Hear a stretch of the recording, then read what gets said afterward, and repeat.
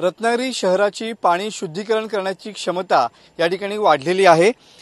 8 दशलक्ष लिटर पाणी शुद्धीकरणाची क्षमता या ठिकाणी वाढवण्यात आलेली पाहायला मिळते आहे।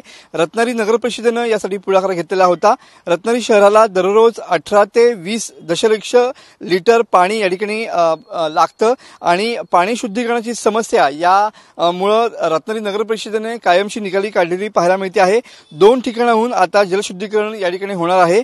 एक साळवी स्टॉप आणि नाचणे इथल्या जलशुद्धीकरण केंद्रामधून जवळपास 23 दशलक्ष लिटर पाण्याचे शुद्धीकरण या ठिकाणी होणार आहे। म्हणजेच गरजेपेक्षा जास्त पाण्याचे या ठिकाणी शुद्धीकरण जे आहे ते होणार आहे।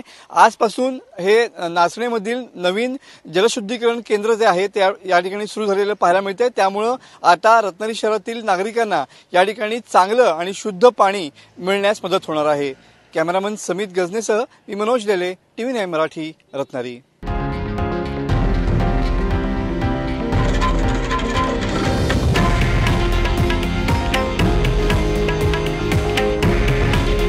हे आहे देशातील नंबर 1 न्यूज नेटवर्क आणि आपण पाहत आहात TV9 मराठी।